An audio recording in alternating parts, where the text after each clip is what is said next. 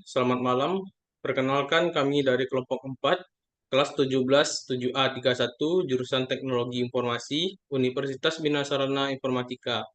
Kami akan mempresentasikan hasil artikel ilmiah yang berjudulkan Penegakan Hukum Nasional dan Internasional terhadap Kejahatan Cyber Espionage pada era Society 5.0.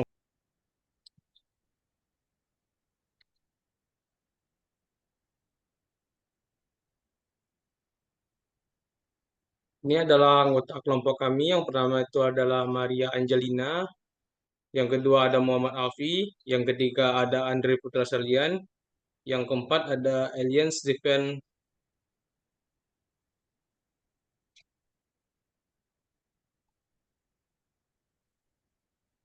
Satu, pendahuluan. Perkembangan revolusi industri membawakan dunia menuju era Society 5.0 yang menggabungkan teknologi dan manusia untuk menjawab tantangan revolusi industri 4.0. Di Indonesia, perubahan menuju era ini semakin cepat. Sejak pandemi yang mendorong masyarakat memanfaatkan teknologi dalam berbagai aktivitas. Namun, kemajuan digital juga meningkatkan risiko cybercrime, termasuk cyber espionage, yaitu espionase melalui dunia maya untuk memperoleh informasi penting. Ancaman ini bersifat lintas negara dan sulit dideteksi, seperti kasus penyadapan Australia dan Amerika terhadap pejabat Indonesia. Kondisi ini menunjukkan perlunya penegakan hukum dan keamanan cyber nasional di era Society 5.0.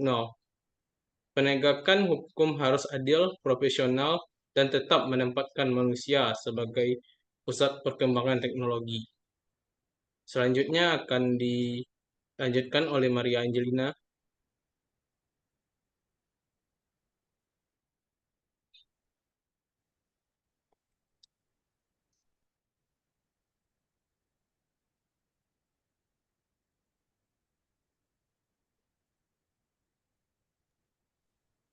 Cybercrime dan ancaman cyber espionage. Istilah cybercrime muncul sejak 1982 dan merujuk pada kejahatan di dunia maya yang memanfaatkan teknologi dan kelemahan sistem. Cybercrime berkembang pesat seiring kemajuan digital dan tidak hanya dilakukan individu, tetapi juga melibatkan negara. Salah satu bentuknya adalah cyber espionage, yaitu spionase cyber untuk memperoleh informasi penting. Di era Society 5.0, peningkatan penggunaan teknologi membuat ancaman ini semakin besar dan kompleks. Cyber espionage adalah tindakan pencurian informasi melalui dunia maya oleh pihak yang tidak berwenang, termasuk oleh negara asing. Aktivitas ini semakin sulit dideteksi dan dapat mengancam keamanan serta pertahanan negara. Contohnya adalah kasus penyadapan oleh Australia dan Amerika Serikat terhadap pejabat Indonesia. Situasi ini menunjukkan perlunya penguatan hukum nasional dan internasional, serta penegakan hukum yang adil, profesional, dan melibatkan masyarakat agar Indonesia siap menghadapi ancaman cyber di era Society 5.0.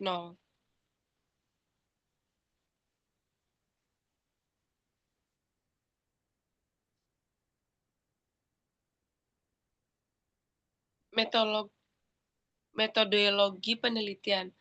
Penelitian ini menggunakan metode kualitatif dengan analisis literatur untuk memahami konsep dan fenomena yang diteliti. 3 pendekatan digunakan, yaitu konseptual, perbandingan, dan perundang-undangan data.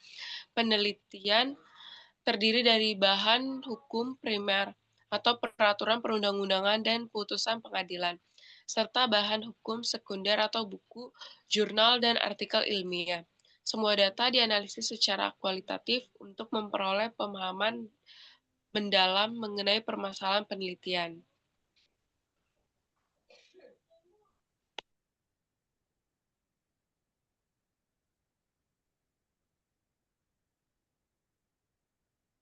Baik, saya akan melanjutkan dari Maria Angelina.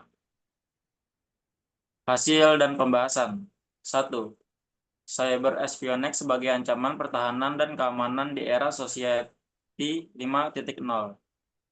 Cyber espionage merupakan bentuk modern dari spionage tradisional yang sejak lama diatur, termasuk dalam Konvensi Den Haag 1907. Meski terjadi di masa damai, praktik ini tetap berlangsung dan melibatkan berbagai negara, termasuk Indonesia yang pernah menjadi target pada 1982. Kemajuan teknologi menggeser spionage ke ranah digital melalui pretestan dan pencurian data, sebagaimana dijelaskan dalam Tallinn Manual 2.0. OECD dan para ahli mengklasifikasinya sebagai kejahatan cyber. Contohnya, kasusnya adalah kelompok peretas Rusia, Kozybir, yang mencoba mencuri data riset vaksin COVID-19.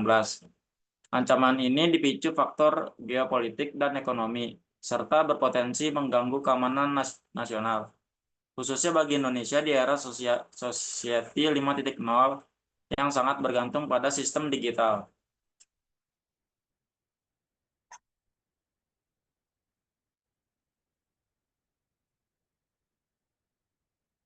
2.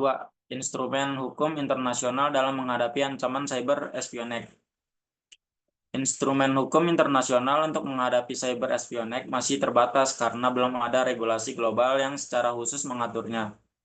Convention on Cybercrime memang memuat aturan kejahatan cyber, tetapi tidak mencakup spionase cyber antar negara, sehingga penegakan hukum sulit dilakukan ketika pelaku berasal dari luar yurisdiksi negara korban. Dalam hukum internasional, analisis terhadap cyber espionage merujuk pada pasal 38 ayat 1 Statuta ICJ, meliputi perjanjian internasional, kebiasaan internasional, prinsip umum hukum, serta putusan dan pendapat ahli.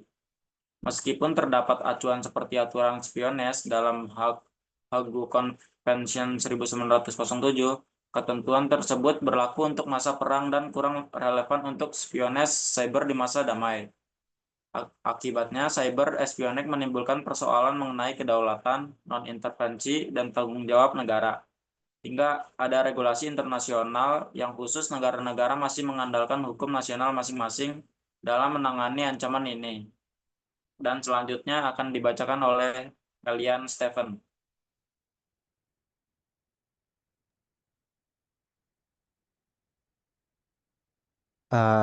Baik, masih di hasil dan pembahasan. Untuk yang ketiga, kesiapan Indonesia dalam penegak hukum terhadap cyber espionage pada Society 5.0. Era Society 5.0 menekankan sistem hukum yang terpusat pada manusia dengan prinsip independenis, profesionalisme, dan partisipasi publik.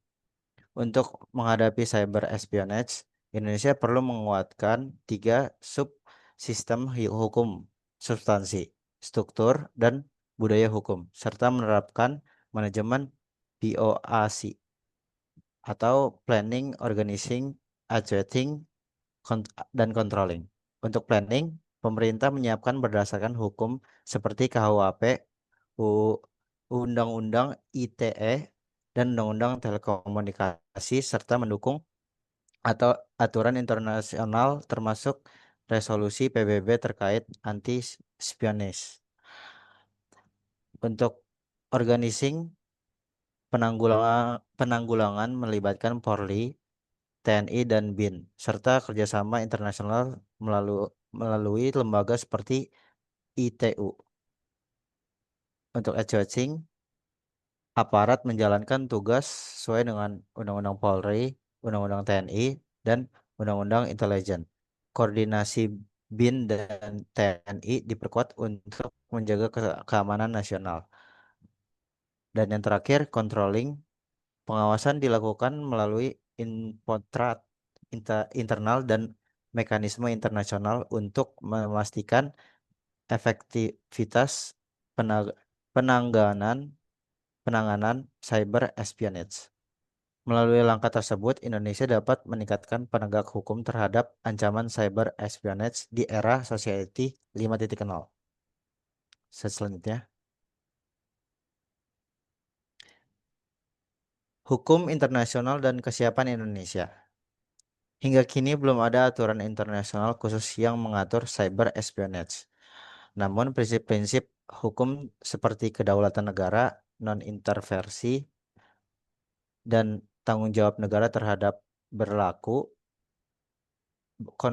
Konvensi seperti Convention on Cybercrime atau Budapest 2001 menjadi acuan bagi negara-negara untuk menyesuaikan hukum nasionalnya.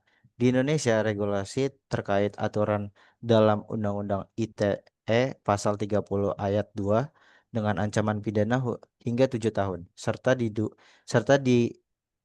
didukung lembaga seperti Polri, TNI, dan BIN.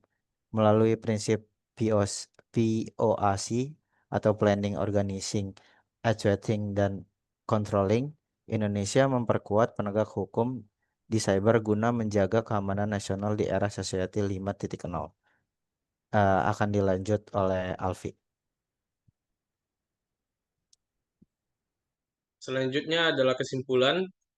Di era Society 5.0, cyber espionage menjadi ancaman serius karena memanfaatkan teknologi digital untuk mencuri akses informasi secara ilegal. Kejahatan ini sulit dideteksi, bersifat lintas batas, dan dapat mengganggu kepentingan serta keamanan nasional. Hingga kini belum ada instrumen hukum internasional khusus yang mengatur cyber espionage, sehingga penanganannya masih tergantung pada hukum cyber umum yang bersifat kedaulatan negara. Indonesia sebenarnya sudah memiliki hukum dasar melalui KUHP, Undang-Undang ITE, dan Undang-Undang Telekomunikasi, serta melibatkan Polri, TNI, dan BIN dalam penanggulangannya. Namun, seluruh aspek tersebut masih perlu diperkuat, baik dari sisi regulasi, koordinator, teknologi, maupun kerjasama internasional sejalan dengan dinamika era Society 5.0.